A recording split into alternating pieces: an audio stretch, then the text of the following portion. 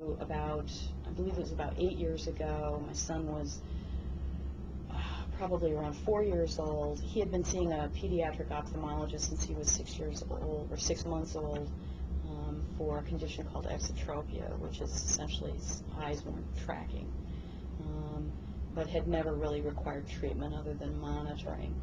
My husband and I were 4 or 5 days late one month paying our health insurance premium, and the insurance company terminated our policy, which I understand. But when we called them and went back and asked them to reinstate us, they refused to reinstate my son to our family policy because of his pre-existing condition. Apply to all of the insurance companies that provide coverage in the state of Illinois, including AARP, and found that because of my preconditions, I was continuously getting rejected. The frightening part was that I myself am extremely healthy and work out and very conscious of it, but my preconditions are all factors of heredity. My mother, who has osteoporosis and a thyroid condition, high cholesterol, all put me at risk, and therefore none of the insurance companies wish to insure me. In addition to that, some of the things that plagued her was that she had pre-existing conditions that when she went to get service for the, lung cancer that she developed, that there was just things that they weren't willing to do because she had these preconditioned services.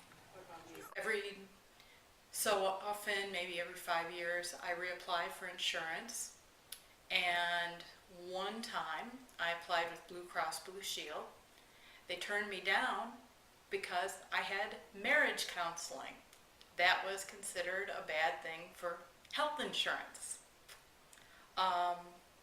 It wasn't anything I was going to go on with. But they turned me down and I had to find another carrier.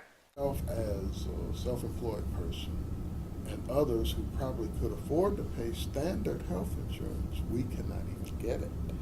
Because if you have been diagnosed with, let's say, high blood pressure, you've had gout, or some other incidents, the insurance companies, oh, no, we don't want you. Or your height and weight don't fit our standards.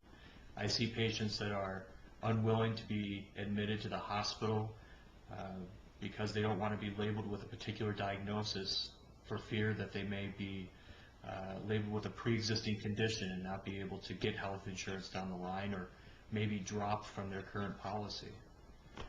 These are huge barriers for patients, and what I see is overall people struggling more and more to find adequate health care in a way that makes them feel safe and secure.